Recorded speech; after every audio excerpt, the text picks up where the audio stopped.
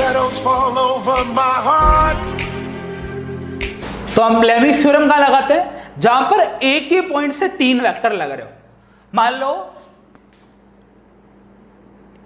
एक कोई बॉडी है, ये एक कोई बॉडी है, इस पे 3 फोर्स लग रही है, F1, F2 और F3।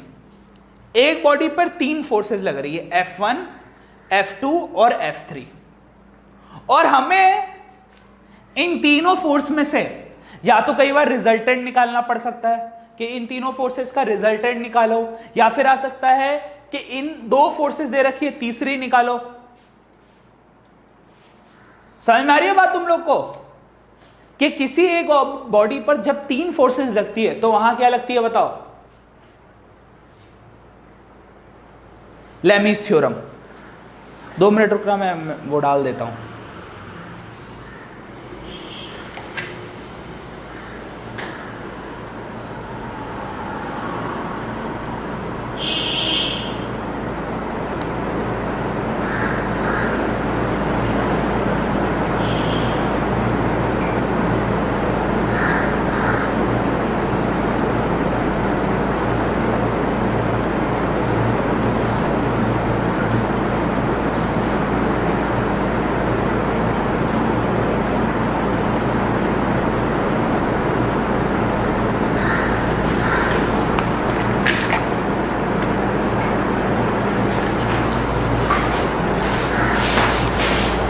तो देखो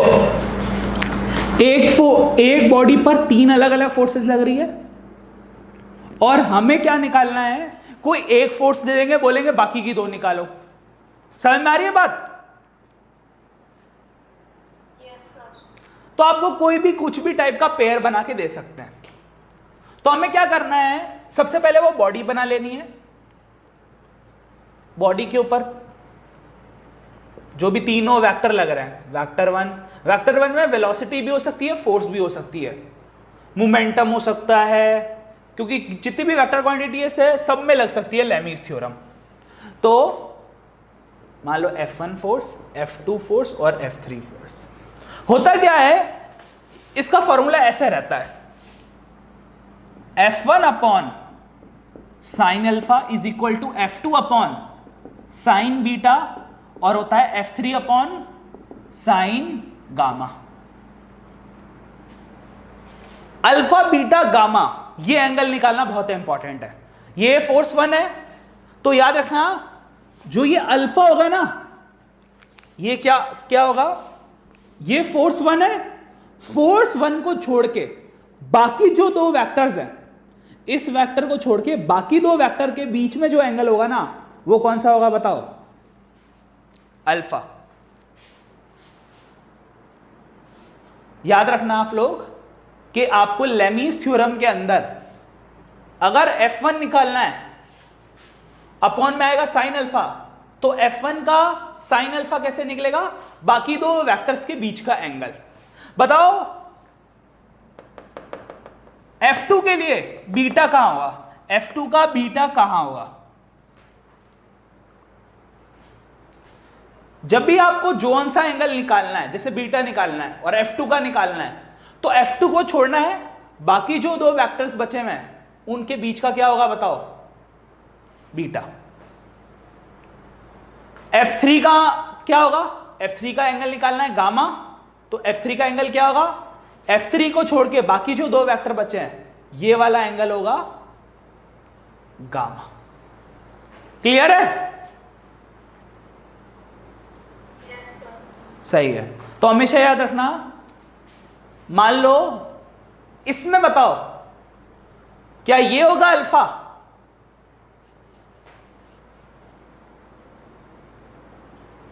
अल्फा क्या होता है? जो फर्स्ट वेक्टर है उसको छोड़ के बाकी जो 2 वेक्टर बचे हैं उनका एंगल। तो बताओ बीटा कहां होगा? किन दोनों के बीच में होगा beta?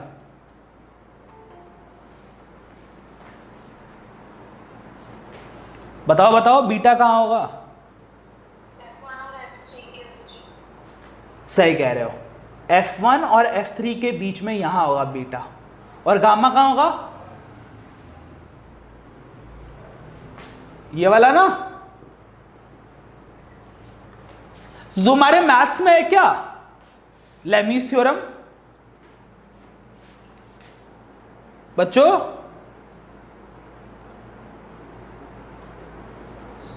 Jyotika, yes sir. Maths में है क्या ये लेमीज थ्योरम? नहीं है शायद। प्रियांशु से पूछो। प्रियांशु,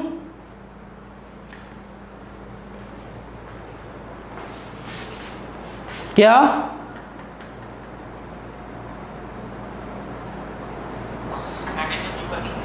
नहीं है, चलो कोई नहीं। तो याद रखना लेमीज थ्योरम का फॉर्मूला होता है F1 by sine alpha, F2 by sine beta और F3 बाई साइन गामा।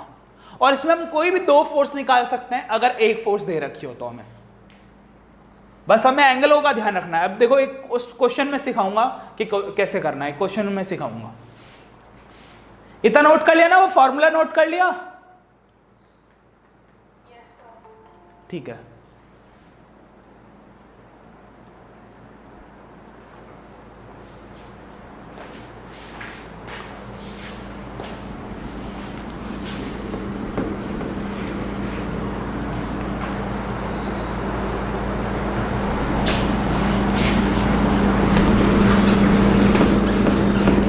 अब इसके ऊपर एक क्वेश्चन करवाऊंगा बेस्ट। नेहा, आवाज आ रही है? Yes sir. ठीक है, अभी ध्यान से लेमीज थ्योरम समझाऊंगा, देखना।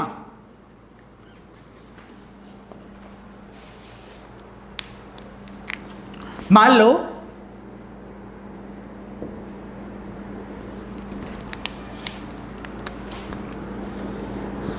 ये तीन फोर्सेस हैं,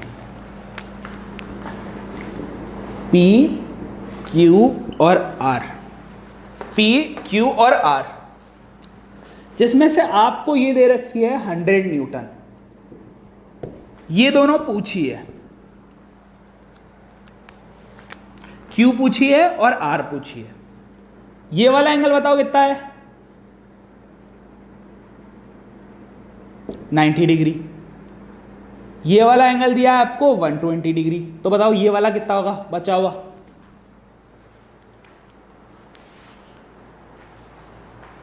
बता सकता है कोई ये वाला एंगल कितना होगा?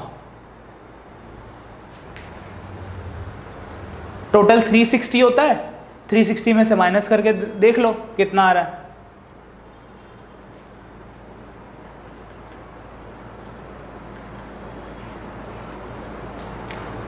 नाइन्टी प्लस 120 कितना हो गया? 210। और 360 में से माइनस कर देंगे तो कितना बचा आपका? 051।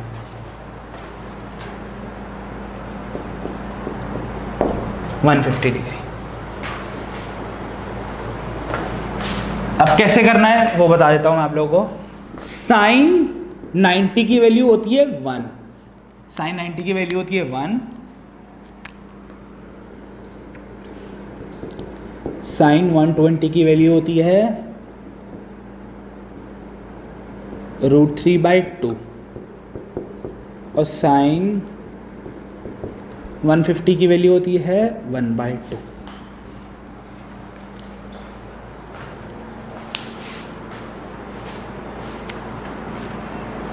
क्या करेंगे हम?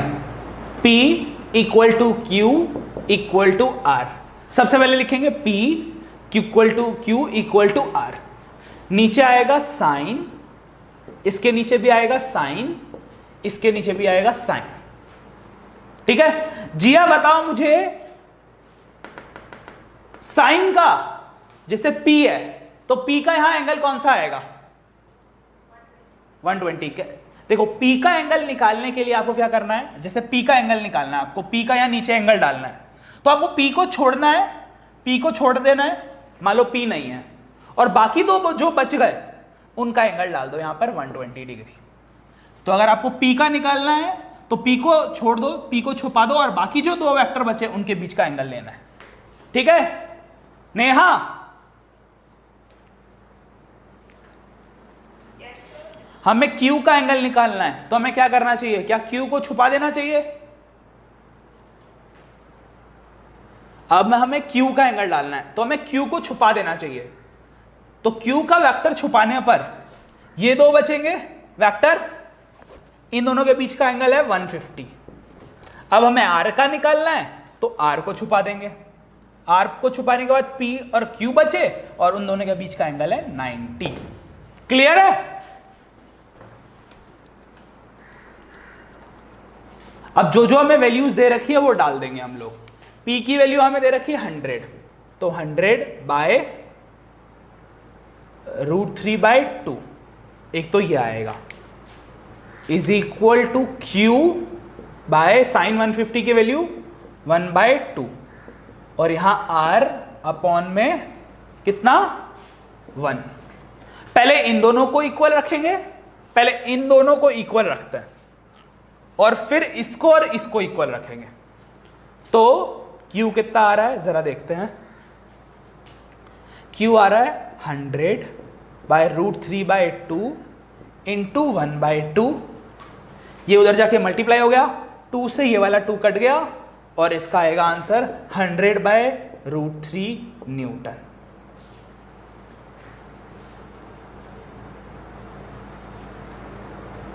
R बता सकते हो कितना आएगा? R आएगा, इसको और इसको इक्वल रखेंगे, इसको और इसको, तो R आएगा 100 बाय √3/2 और नीचे है इसके तो 1 उधर जाके मल्टीप्लाई होगा तो 1 ही रहेगा, इसका आएगा 200 बाय √3 न्यूटन।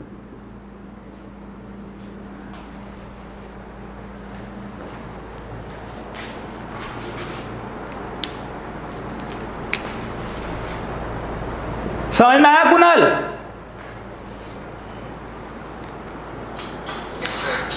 ठीक है।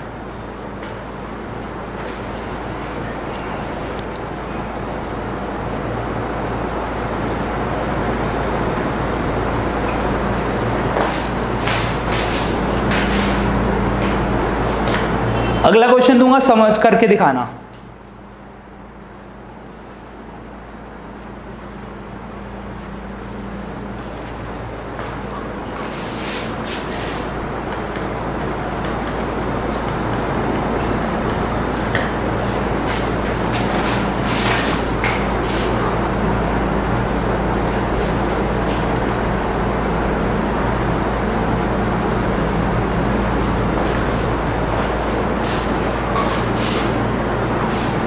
आदित्य पता लगा कैसे करना है?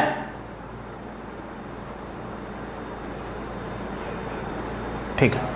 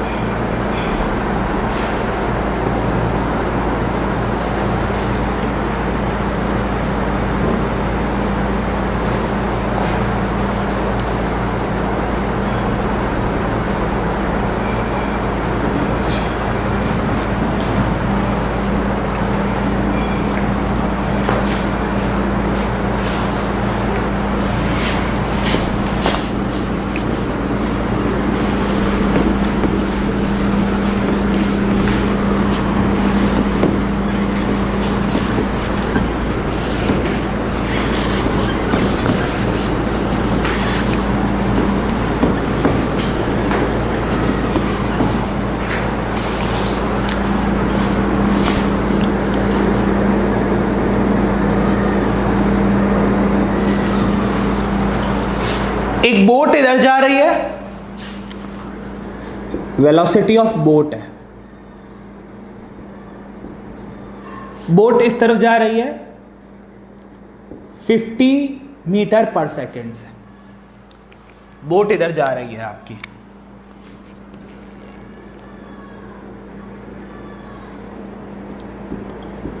विंड इधर चल रही है, विंड की स्पीड नहीं पता, बोट की स्पीड तो हमें पता है, विंड इधर चल रही है और हम देख रहे हैं कि फ्लैग इधर जा रहा है।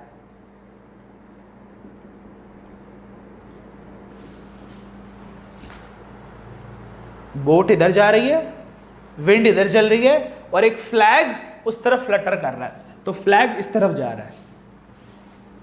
Boat, wind, flag.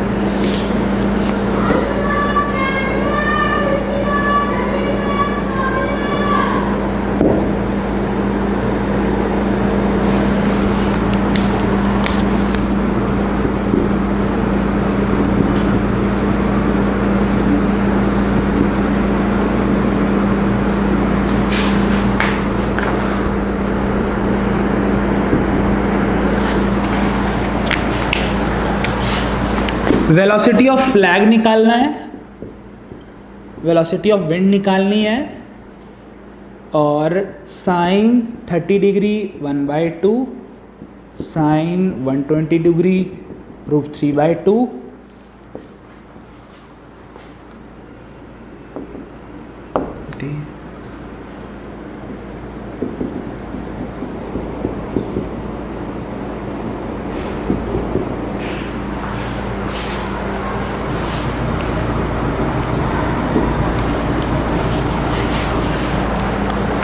साइन 30, 120 और साइन 210 सबकी वैल्यू दे दी मैंने। करो अब।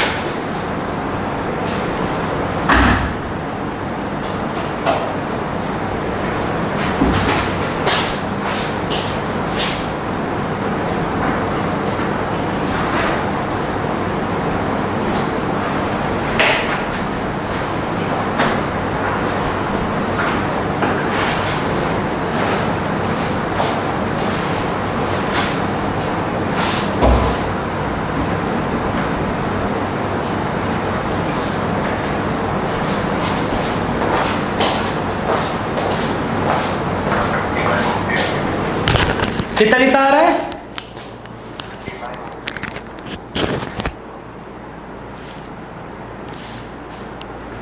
55√3। तेज बोलो यार, आवाज ही नहीं आ रही। 50/√3 किसका? दोनों का सेम आ रहा है? चलो चेक कर लेता हूं मैं एक बार। और किसी का कुछ आया? ठीक है, देखो क्या होगा। एक तरफ है बोट,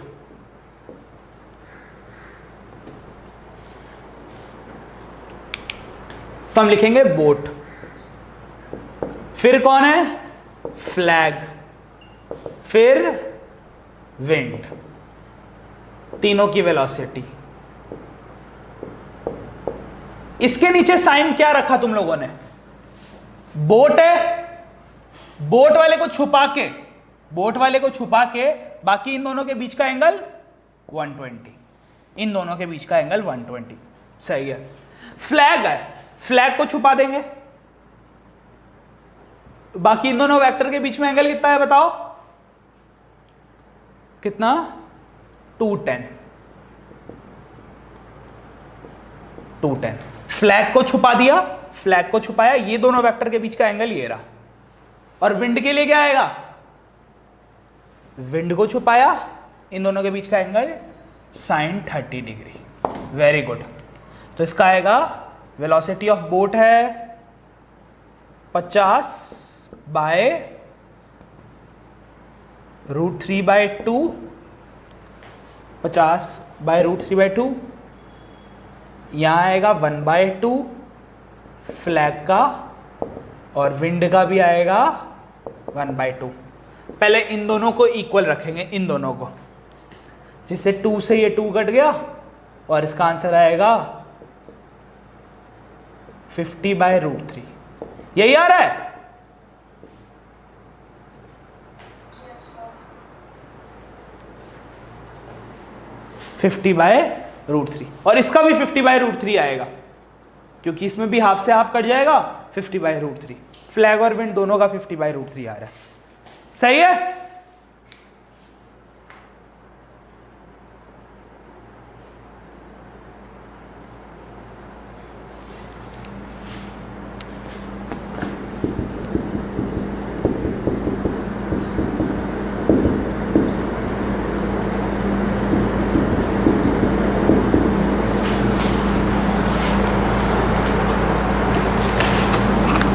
क्लियर है?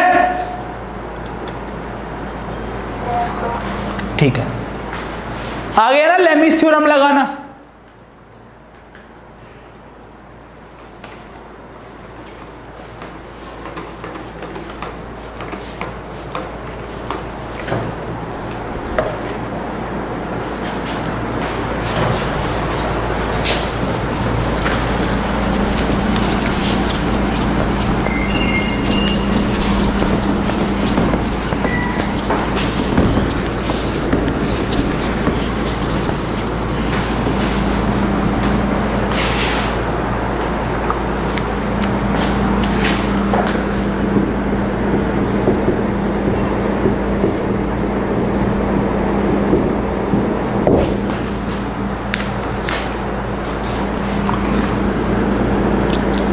लेमिस तो लगाते हैं जब हम 3 वेक्टर लगाना हो, 3 वेक्टर हमें निकालने हो।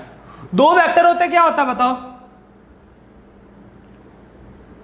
ए वेक्टर बी वेक्टर, इन दोनों के बीच का हमें कुछ एंगल दे देते हैं थीटा, इसका हमें क्या निकालना पड़ता है? रिजल्टेंट। एक बात याद रखना तुम लोग कि थीटा होता है angle between A and B, theta. एक अल्फा होता है, अल्फा होता है, एक होता है बेस वेक्टर। ले लो अपना एक बेस वेक्टर ले लो जिसको मेन आप लेके चल रहे हो, एक से लेके चल रहे हो तो इसे बेस वेक्टर लेना पड़ता है। बेस वेक्टर वो वेक्टर है जिसको आपने मेन माना है। आपने अगर इसे मान लिया है मेन तो अल्फा यहां से होगा, नहीं तो अल्फा ये होता है angle between base vector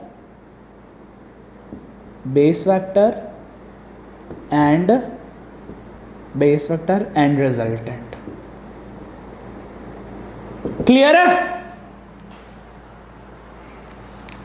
alpha अलग चीज होती है, थीटा अलग चीज होती है, ठीक है। अल्फा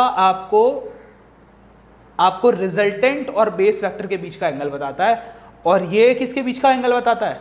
दोनों ए और बी जो गिवन वेक्टर्स होते हैं उनके बीच का एंगल।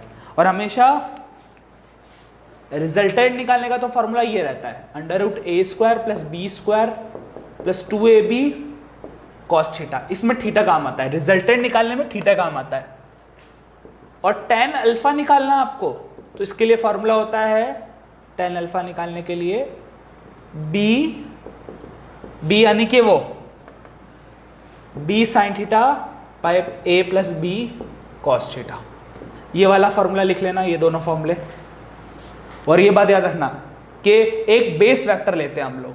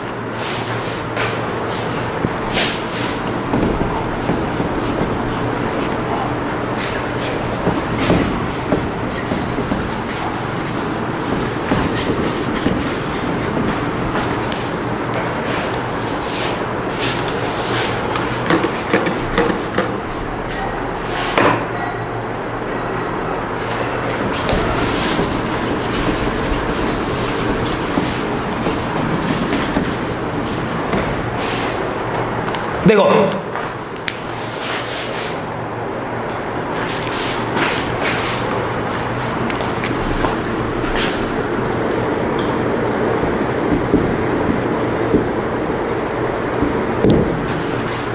स्विमर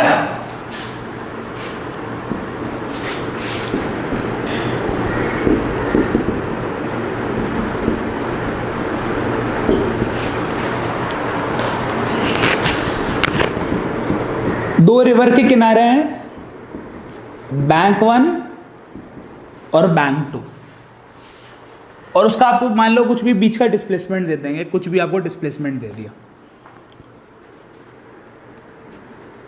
रिवर ऐसे जा रहा है,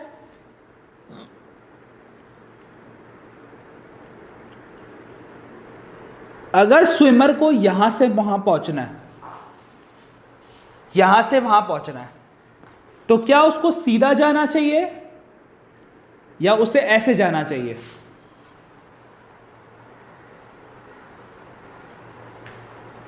इसको यहां से वहां पहुंचना है तो इसको सीधा जाना चाहिए या ऐसे जाना चाहिए?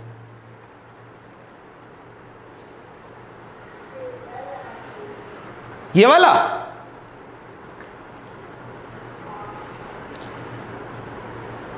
देखो मैं बता देता हूं, अगर वो सीधा जाएगा और रिवर इधर जा रहा है और बंदा इधर जा रहा है, तो यहां नहीं बल्कि यहां पहुंचेगा, ऐसे। इसे बोलते हैं हम रिजल्टेंट। इस केस में ये रिजल्टेंट हो गया आर। दो केस होते हैं इसके अंदर, अगर बंदा सीधा जाएगा और पानी इधर बह रहा है तो रिजल्टेंट इसे माना जाएगा, बट अगर इसे यहां से वहीं पहुंचना है, अभी तो ये किसी और जगह पहुंच गया, अपनी जगह से क्या हो गया, ये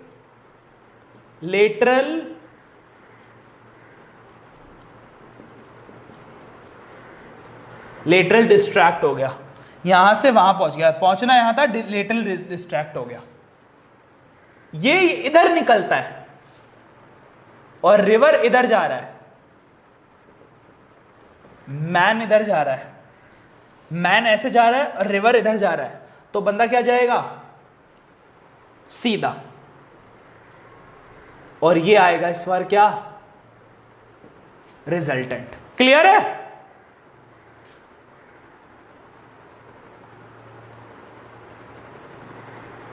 तो इस केस में इन दोनों के बीच में एंगल था, थीटा था 90, और इस केस में जो होता है एंगल होता है 90 प्लस थीटा। उसे 90 प्लस थीटा कुछ जाना चाहिए, ये थीटा है वो। क्लियर है?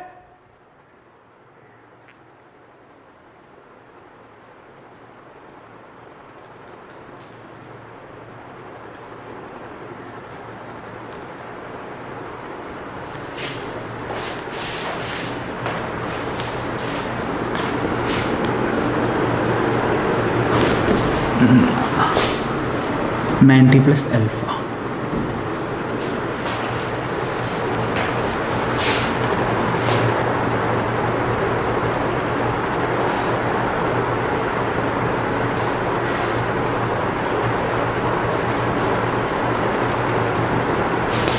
तो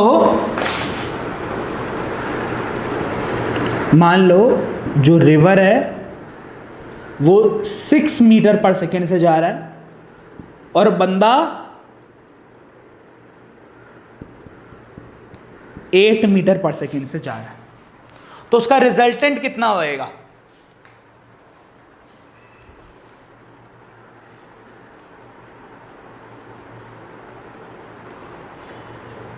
बता सकता है कोई?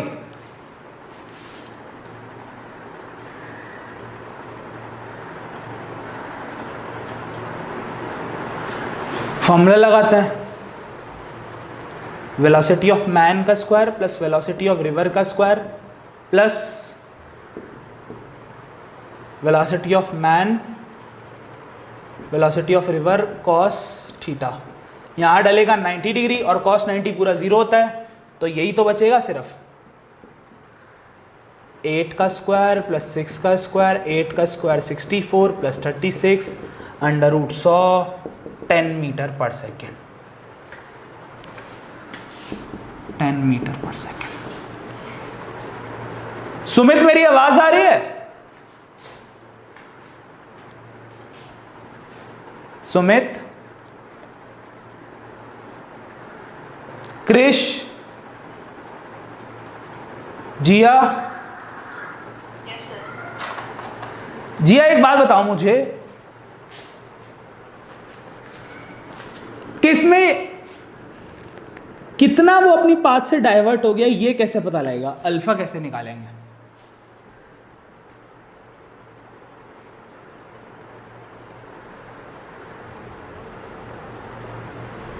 tan अल्फा का फॉर्मूला क्या था?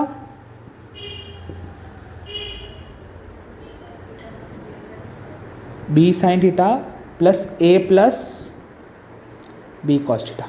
और ए और बी लेंगे किसे? किससे ए लेंगे और किससे बी लेंगे?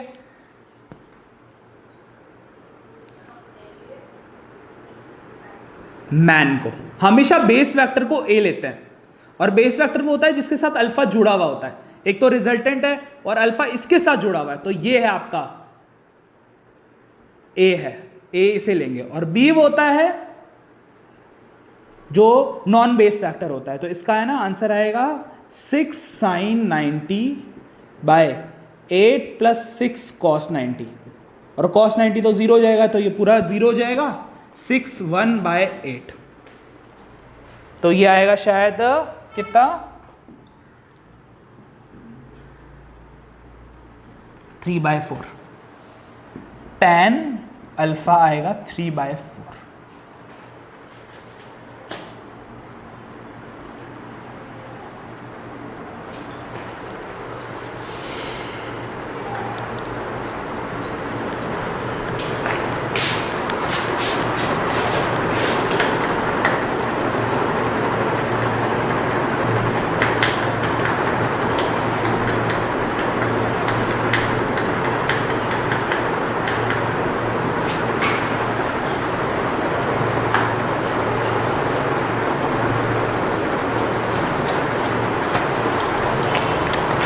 मान लो इस केस में आपको अल्फा 30 डिग्री दे रखा है। अगला क्वेश्चन है जिसमें आपको बोला है बंदा सीधा नहीं जा रहा बल्कि 30 डिग्री आपका पहले से ही डाइवर्ट होके जा रहा है, मतलब सीधा ना जाके 30 डिग्री जाएगा, तब वो अपने आप सीधा हो जाएगा, क्योंकि ये वेक्टर ऐसे जाएगा और इस पर रिवर पड़ेगा। बंदा जानबूझ के ऐसे जा रहा है ताकि अगर रिवर पड़े, उस पर रिवर की स्पीड पड़े तो वो सीधा हो जाए, और वो सीधा हो जाए। यहां पर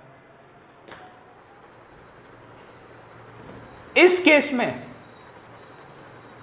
आपको मैन दे रखा है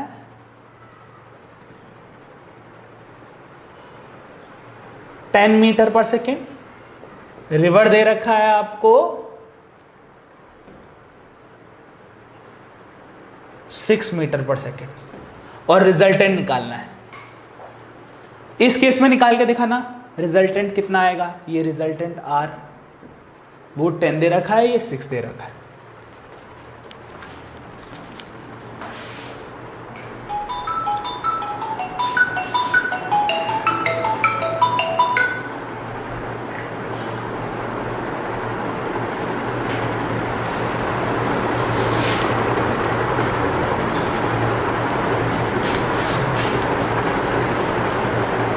निहारिका कर रहे हो?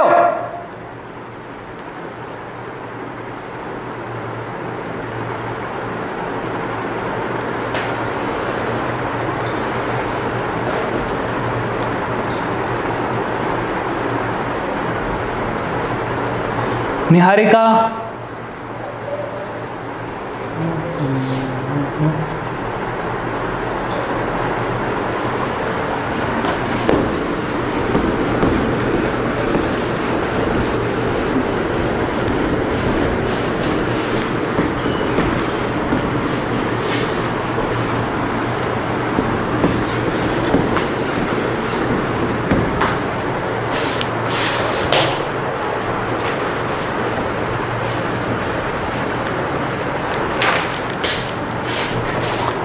इसके अंदर हम ये लेंगे वेलोसिटी ऑफ मैन का square plus velocity of river का square plus 2 velocity of man velocity of river cos theta. इस बार ये थीटा जो लेना था ना, वो हमें लेना था 90 प्लस अल्फ़ा लेना था, 90 प्लस अल्फ़ा, पूरा एंगल ये हो जाएगा। और ये अल्फ़ा में 30 डिग्री दे रखा है, तो 120 हो गया। और साइन 120 जो होता है ना, वो होता है √3/2, ये रहता है। तो करके देख लेते हैं इसका अंडर रूट रिजल्टेंट कितना आएगा आपका। VM कितना है, 10 का स्क्वायर प्लस रिवर का 6 का square plus 2 into 10 into 6 6 into √3/2, 2 से 2 कट गया, इसका आंसर आएगा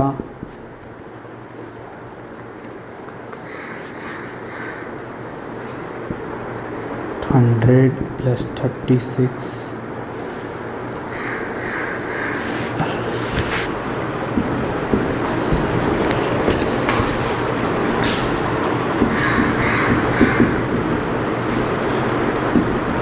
cos 120 - 1/2।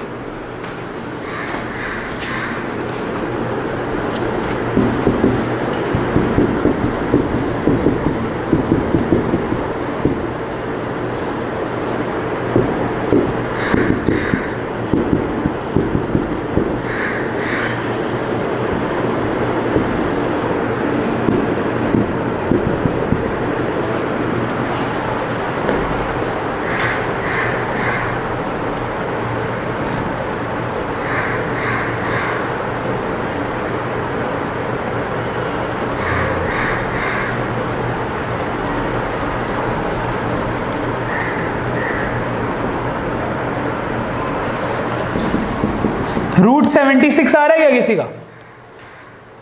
हाँ सर, ये यार सही आ रहा है।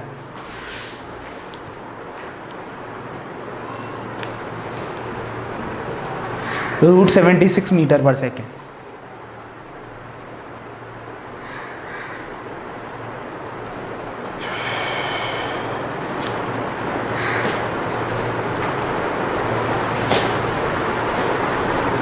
ये अगर दे रखा हो ना आपको पहले से ही, तो उसमें ये 90 जरूर ऐड कर देना पूरा थीटा निकालने के लिए, कि इंसान पहले से ही किसी और उस पर चला है तो रिजल्टेंट ये आएगा इसका।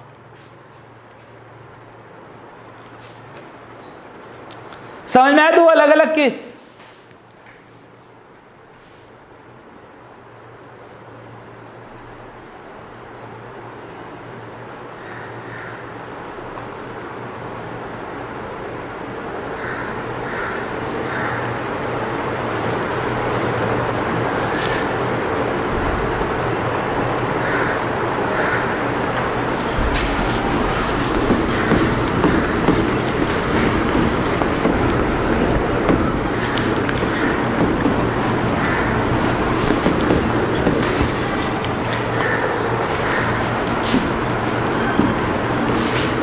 मुझे एक बात बताओ, यहां से यहां तक पहुंचने में जितना टाइम लगेगा, क्या उतना टाइम यहां से यहां तक पहुंचने में लगेगा?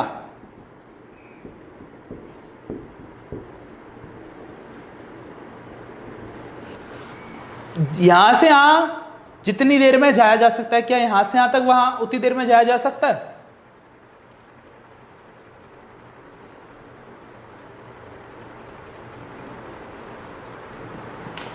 कोई बताओ? प्रियांशु,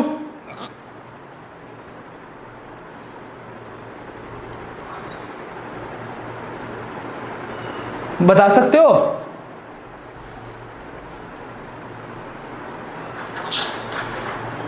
देखो, अगर यहां वो चल रहा है 4 मीटर/सेकेंड से और इधर चल रहा है वो 5 मीटर/सेकेंड से, तो 4 और 5 में 4 और 5 तेज है, यहां पर थोड़ा तेज चल रहा है, माना कि डिस्टेंस भी ज्यादा है, यहां पे डिस्टेंस भी ज्यादा है, डिस्प्लेसमेंट भी ज्यादा है यहां पर, और यहां कम है, पर क्योंकि डिस्प्लेसमेंट यहां का जो है वो ज्यादा है, पर यहां की स्पीड भी ज्यादा है 5 मीटर/सेकेंड, वहां का डिस्प्लेसमेंट जो है वो कम है, पर ये है 4 मीटर/सेकेंड।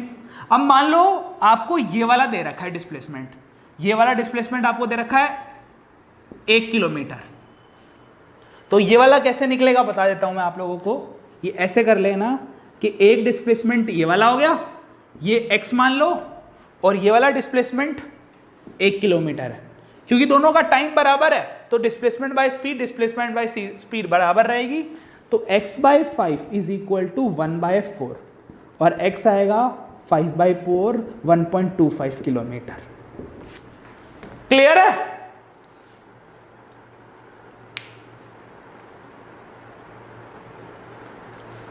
ये 1 किलोमीटर है, ये 1.25 किलोमीटर है।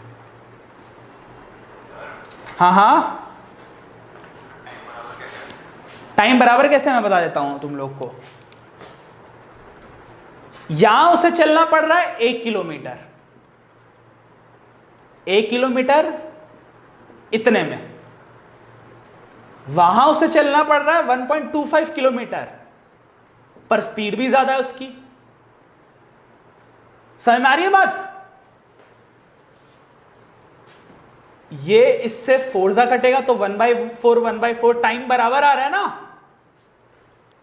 टाइम होता क्या पहले ये पता होना चाहिए तुम्हें, डिस्टेंस बाय स्पीड। और डिस्टेंस बाय स्पीड, जैसे डिस्टेंस ज्यादा है तो स्पीड भी 5 वहां ज्यादा है, और यहां डिस्टेंस कम है तो स्पीड भी कम है। यहां पर मतलब यहां का है 1 kilometre bye 4 metre per second, और उधर का है 1.25 kilometre bye 5 metre per second. तो ये इससे कटेगा ना तो वापस से 1/4 ही आ जाएगा। आ रही है बात समझ में?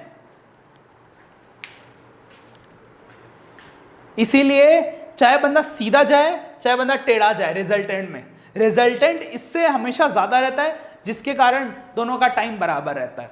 क्लियर है?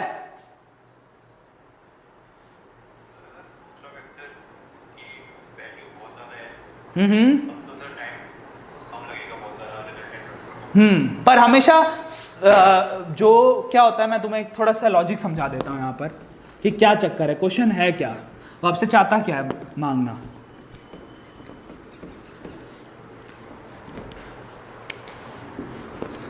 कहता है कि एक स्विमर है जो अपने स्ट्रोक्स नॉर्मल लगा रहा है। स्विमर अपने स्ट्रोक्स नॉर्मल लगा रहा है, मतलब सीधा सीधा जाने की कोशिश कर रहा है, सीधा ऐसे जाने की कोशिश कर रहा है, सीधा जाने की कोशिश कर रहा है वो, पर रिवर इधर चल रहा है, रिवर इस तरफ चल रहा है, और स्विमर सीधा स्ट्रोक्स लगा रहा है एकदम। तो वो जाएगा ऐसे,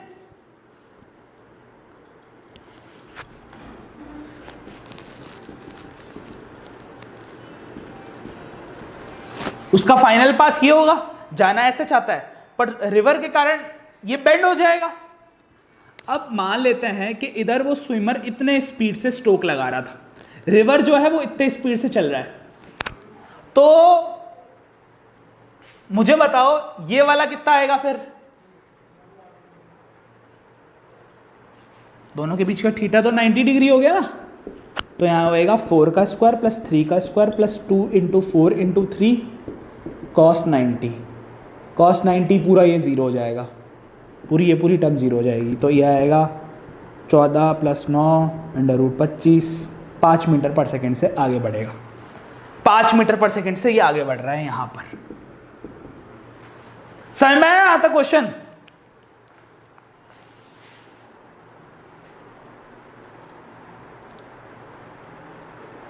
यहां तक क्वेश्चन समझ में आ गया?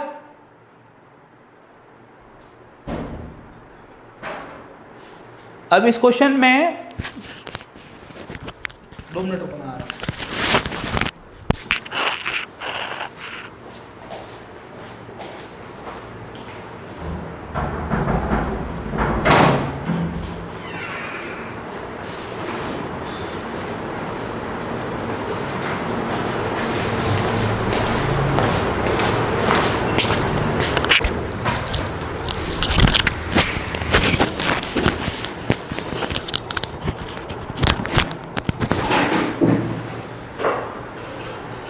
इस क्वेश्चन में बोला है कि जब ये यहां पहुंचता है तो दो बैंक के बीच में 1 किलोमीटर डिस्टेंस है।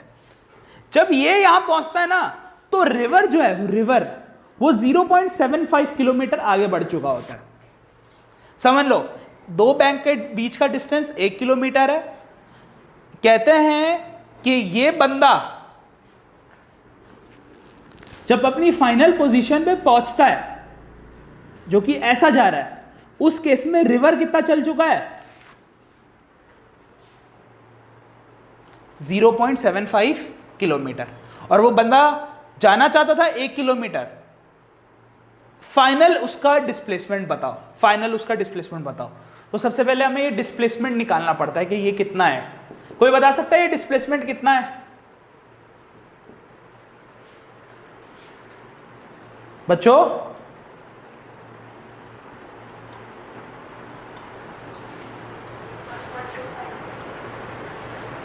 सही कह रहे हो। कैसे निकाला?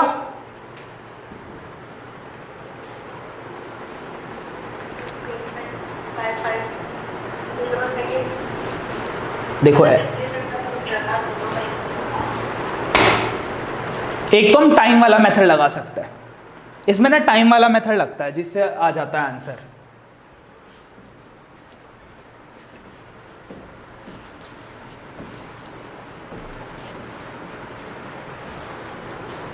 कहते हैं कि वो यहां से वहां पहुंचा ना, इससे वहां तक पहुंचा, तब तक रिवर कितना आगे बढ़ चुका है? 0.75 किलोमीटर। तो हमें रिवर का डिस्प्लेसमेंट पता लग गया और रिवर की स्पीड पता है, जिससे हम रिवर का टाइम निकाल लेंगे कि रिवर को कितना टाइम लगा। जैसे कि उसको लगा 0.75/3, इतना टाइम लगा उसको। ये कितना आएगा?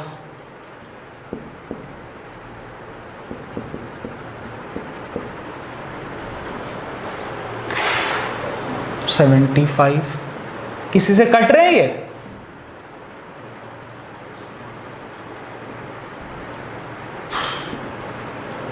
ये कट रहा है 15 की टेबल से। 15 5 15 2 टाइम आ गया। ये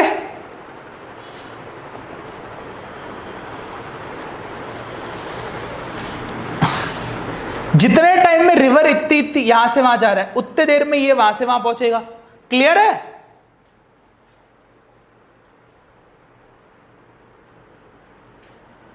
तो हमें यहां का डिस्प्लेसमेंट निकालना है। डिस्प्लेसमेंट का क्या फॉर्मूला होगा? Displacement is equal to speed into time. Speed इसकी है 5 और टाइम है 5/2। 15/2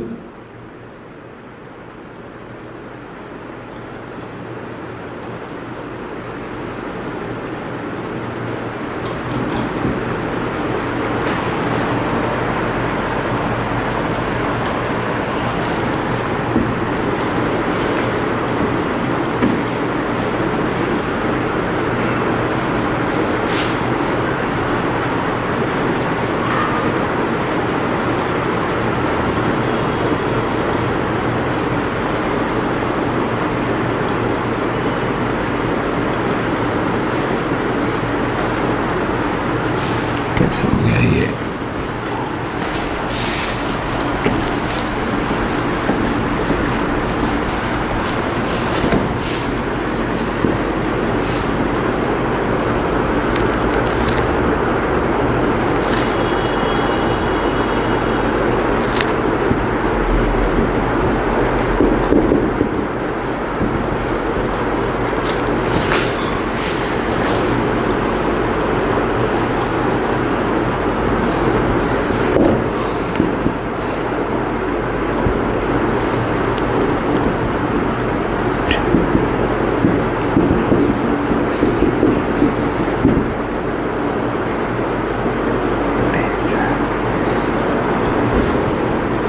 .75 + 1 0.75 को हम लिख सकते हैं 3/4 का स्क्वायर + 1 का स्क्वायर।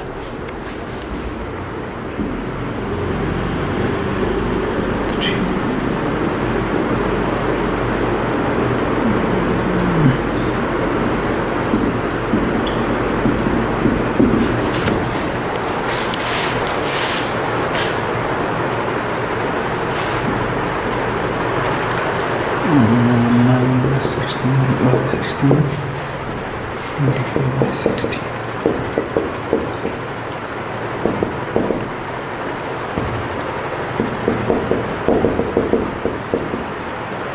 समझ में आई कैसे करा मैंने?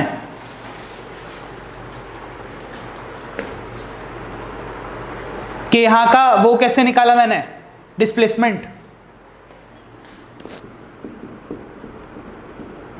मैंने इसे हाइपोटेनियस ले लिया, हमें ये वाला 0.75 दे रखा है, ये वाला कितना दिया है 1 किलोमीटर।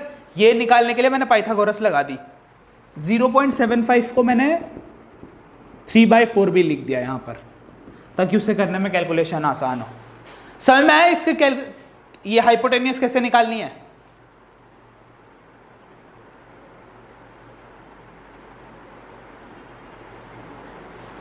बच्चों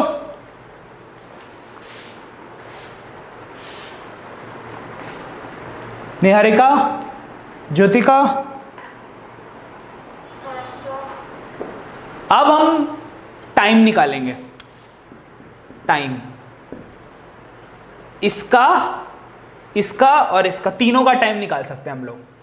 इसका टाइम निकालने के लिए हम लोग क्या करेंगे कि यहां से अगर वो सीधा जाता तो कितना टाइम लगता, पहले वो निकालते हैं। अगर यहां से वो सीधा जाता टाइम तो लगता डिस्प्लेसमेंट 1 किलोमीटर बाई स्पीड कितनी थी, ये वाली 4 थी, ये वाली 3 थी, जो मतलब जो रिवर वाली थी, और यहां पर थी 5। तीनों टाइम बराबर आएंगे। देखना टाइम यहां आएगा 1/4, यहां पर आएगा 5 डिस्प्लेसमेंट यहां का था कितना 1.25/4 और बाई 5।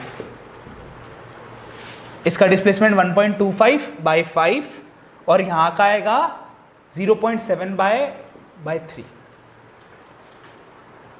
इसको इससे काटोगे ये 1/4 आएगा, और इसको इससे भी काटोगे तो ये भी 1/4 आएगा। सबका टाइम 1/4 आया। समझ में आया? जबकि रिवर अलग चला है, बंदा अगर सीधा चलता तो अलग डिस्प्लेसमेंट होता, और यहां डिस्प्लेसमेंट तीनों अलग है, पर क्योंकि तीनों की स्पीड भी अलग है, इस वजह से टाइम तीनों का क्या आ रहा है, बराबर। समझ में आई बात?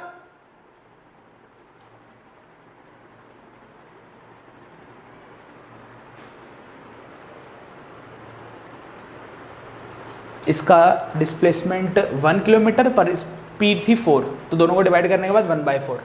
इसका डिस्प्लेसमेंट 1.25/5 और इसका 0.75/3 और सबका 1/4 टाइम है। क्लियर है?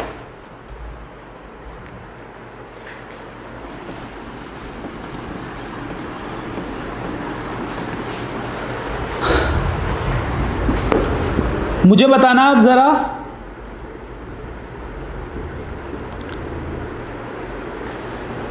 इधर 10 किलोमीटर पर आवर की स्पीड से जा रहा है, यहाँ पे जा रहा है 6 किलोमीटर पर आवर की स्पीड से रिवर, और ये है 8 किलोमीटर पर आवर की स्पीड से स्विमर। रिजल्टेंट वो ऐसा जाएगा।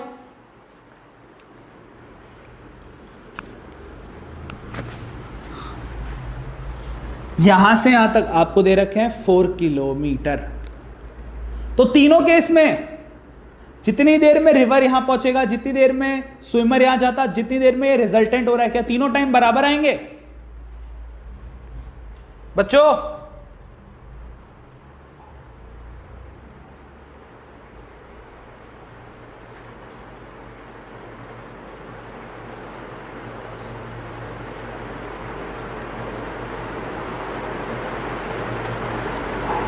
कोई बता सकता है क्या कि जितनी देर में यहां से यहां तक पहुंचेगा स्विमर, जितनी देर में रिजल्टेंट होगा, और जितनी देर में ये रिवर यहां पहुंचेगा, तीनों में टाइम बराबर लगेगा कि नहीं? तीनों केस में टाइम बराबर लगेगा। तो आप क्या करना, एक का टाइम निकाल लो और बाकी दोनों डिस्प्लेसमेंट निकल जाएगी। एक का मैंने पहले टाइम निकाल लेता हूं, इसका निकाल लेता हूं टाइम। स्विमर का डिस्प्लेसमेंट बाय उसकी स्पीड, डिस्प्लेसमेंट है, स्विमर का स्पीड है 8, सॉरी डिस्प्लेसमेंट डालना है ना पहले, 4/8, स्पीड 8 है, तो 1/2 आर आ रहा है इसका भी, तो यहाँ पर भी 1/2 आर लगेगा, यहाँ पर भी 1/2 आर लगेगा।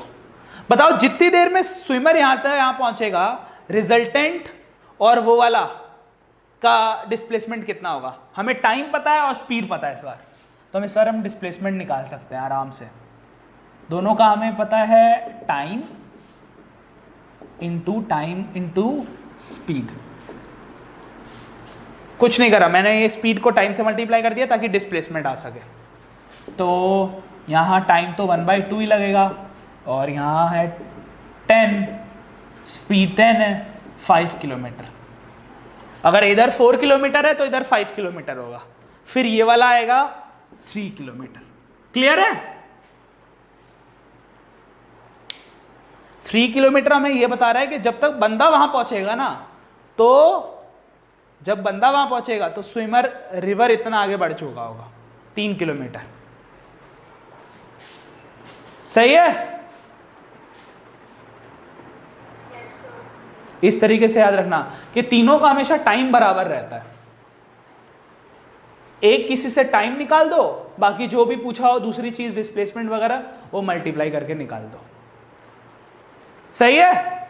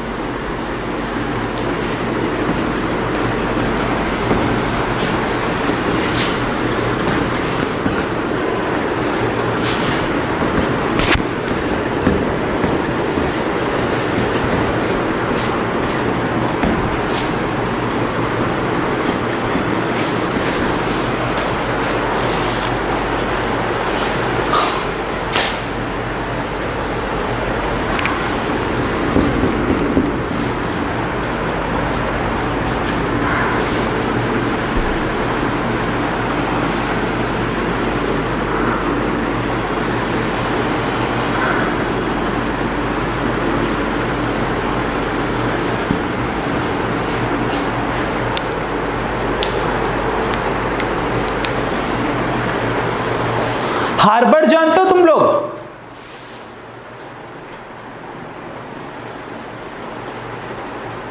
हार्बर, जहां शिप वगैरह बांध के रखते हैं, बोट वोट बांध के रखते हैं।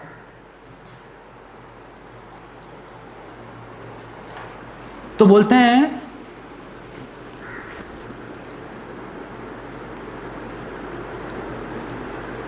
एक बोट है,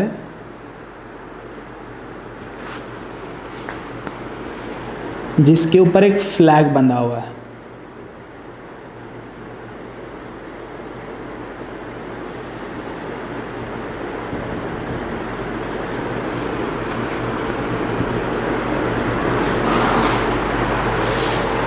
बोट जा रही है नॉर्थ की तरफ, तो फ्लैग कहां जाएगा बताओ?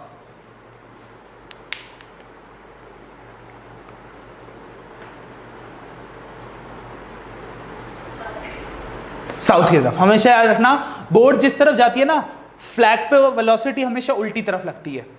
तो जो वेलोसिटी ऑफ फ्लैग होगी ना, अब इस केस में होगी वो साउथ की तरफ। अगर बोट की स्पीड है आपकी 100 मीटर पर सेकेंड, तो फ्लैग भी उसी स्पीड से पीछे की तरफ उड़ेगा 100 मीटर पर सेकेंड। क्लियर है?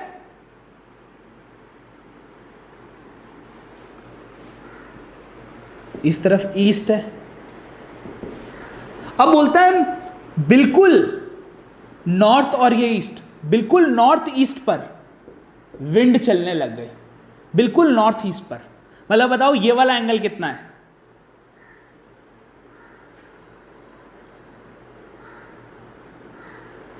नॉर्थ ईस्ट जानते हो कितने पे होता है? नॉर्थ ईस्ट,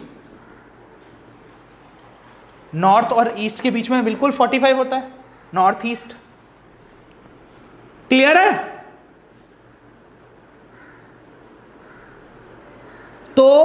बोट और विंड के बीच में यहां रिजल्टेंट आएगा फ्लैग का या यहां आएगा रिजल्टेंट?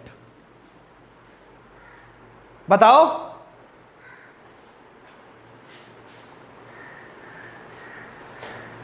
मतलब फाइनली फ्लैग कहां जाएगा? फ्लैग जहां बोट जा रही है और जहां विंड है उसके बीच में यहां फ्लैग आएगा, या फ्लैग विंड और जो फ्लैग पीछे जा रहा था उसके बीच में आएगा रिजल्टेंट फ्लैग का?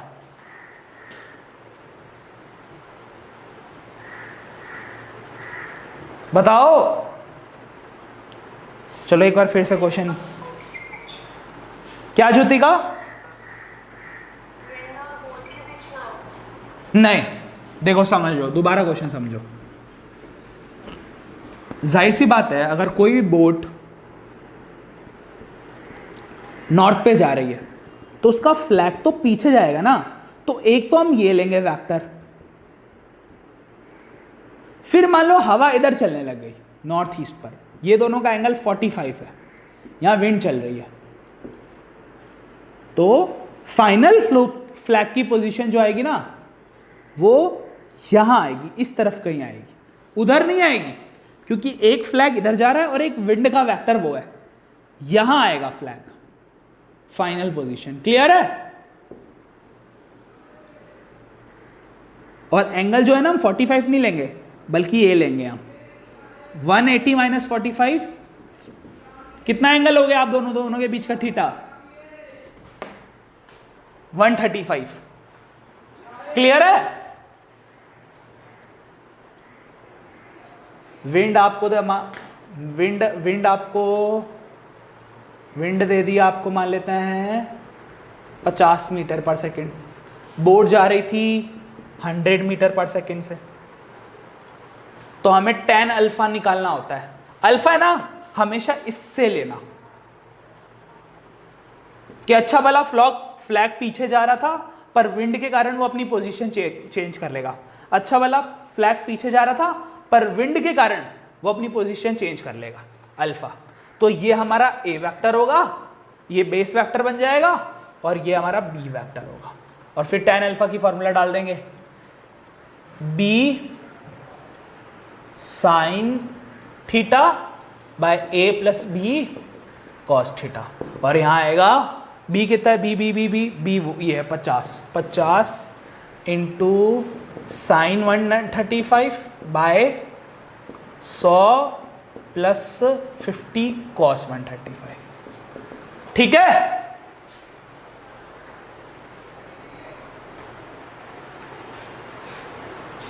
इससे फिर आपका निकल जाएगा अल्फा। तो ये फ्लैग वाले क्वेश्चनों को थोड़ा दिमाग लगा के रखना, ये कैसे क्या करते हैं।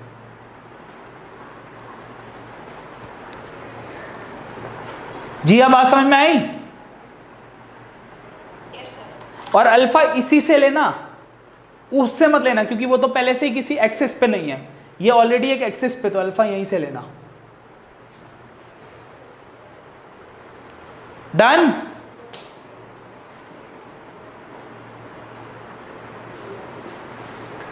डन बच्चों?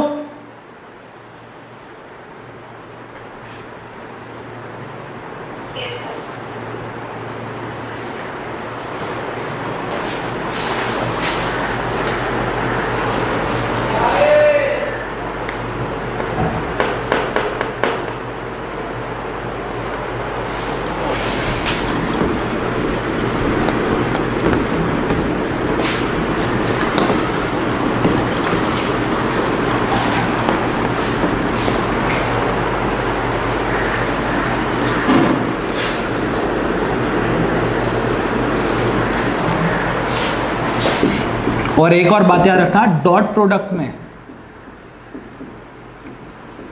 कॉस थीटा आता है, क्रॉस प्रोडक्ट में साइन थीटा आता है।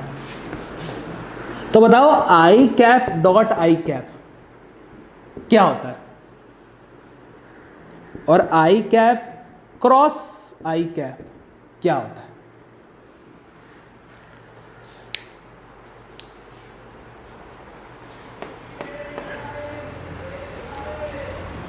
इसमें आएगा I multiply by I multiply by I cos 0 degree.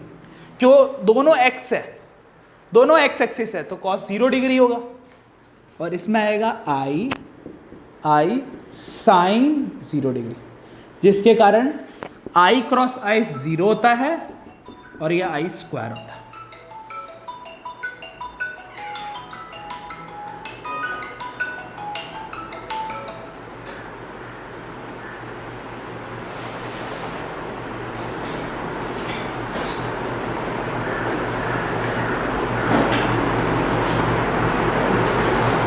याद रखना आई डॉट आई स्क्वायर होता है, आई क्रॉस आई कैप 0 होता है। ठीक है?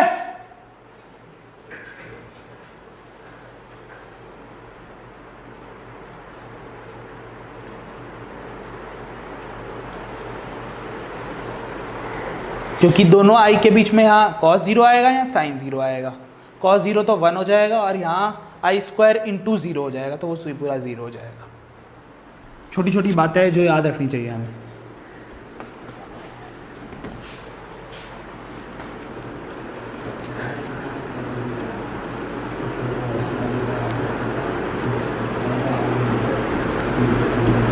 बताओ आई डॉट जे क्या होगा? I multiply by J, I multiply by J cos 90 degree. क्योंकि आई और जे दोनों में 90 डिग्री होता है, जिसके कारण ये दोनों आपस में मल्टीप्लाई होकर भी यहां 0 आ जाएगा, जिसमें 0 हो जाएगा। तो आई डॉट जे 0 होता है।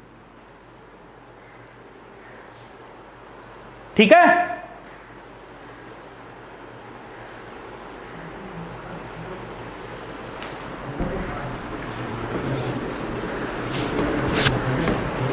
और साइन आई जे के,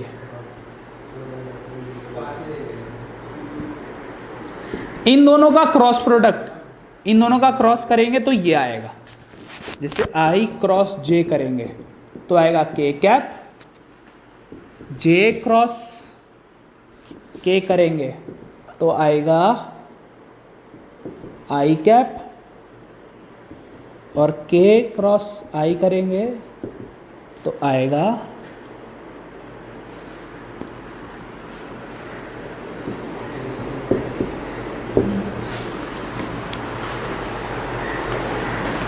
छोटी छोटी बातें याद रखना। और उल्टा चलेंगे ना तो साइन माइनस हो जाएगा। जैसे कोई बोले जे क्रॉस आई, चलो आई क्रॉस जे तो के था, पर यहां उल्टा चल रहा है तो यहां आएगा माइनस के।